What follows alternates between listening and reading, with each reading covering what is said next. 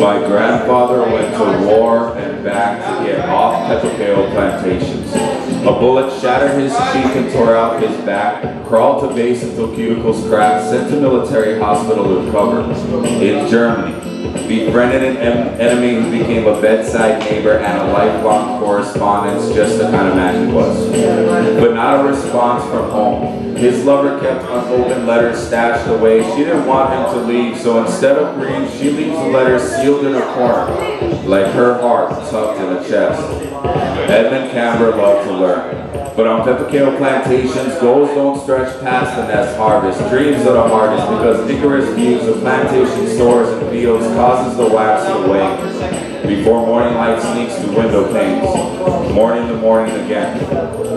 Edmund was offered an education in town, off the plantation, but his father rejected the gesture. Couldn't let one of his sons run off and learn. Fields needed to be turned, teenage muscles burned, and sugarcane learns to fight back with every machete hacked, slashing across where paper cuts could be. When Pearl Harbor was attacked, recruiters came to camp, and Edmund was one of the few who could sign more than just an X.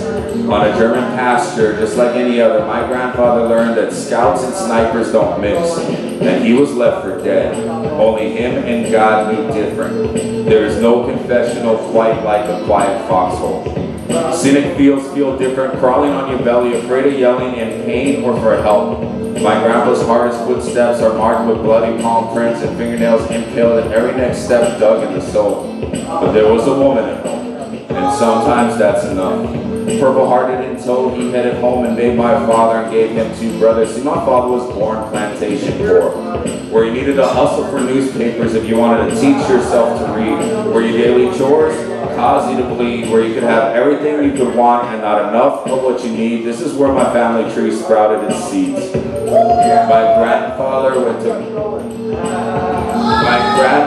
killed grandfathers to see farther than the plantation. And I'm sure in his nightly conversations with God, he promised to never put his future generations in similar situations, determined to provide his offspring the opportunity through education.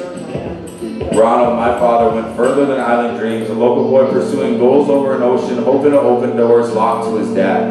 Being the first Cambra etched on a helo certificate was not enough, so Grandpa said, "What's next?" And he was deployed to UH Manoa. And after the flashes, decorative sashes, Edmund stashes that degree to be hung and displayed and said, "What's next?" So in Washington, he became doctor of communication and education, found his other half, came back home and made a family. Kicking and screaming, I'm following my parents' footsteps, but in my own path. Part special needs, part higher education, part classroom, part administration, with no union for poet mentors. So I fly without a net, earn student respect, part for what I'm teaching, part for making it poetic, and entirely because I give it back. And now I'm proud of what I do. I help teens through hard times, through raw rhymes and free writes. But if you were to tell the teenager me that I would grow to be a teacher, the class clown in me would have thrown something at you. The jock in me would have given you a wedgie, and the poet in me would have said nothing. Because at 17, I did not see a future, and my feelings did not believe that poetry could provide like a jump shot.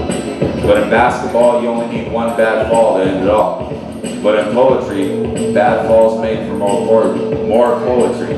So I've got a litany of potential literature. But what I've really learned, doing what you love is more important than doing what you're told. But if you're going to break molds and rules, you need the tools to build a brighter tomorrow. So I use poetry to reach a generation with failed education but a passion to learn. And when it's their turn, take the bridges we burn and build from the ashes, wish on eyelashes, equality becomes our equation. When we leave no child left behind, stuck on plantations.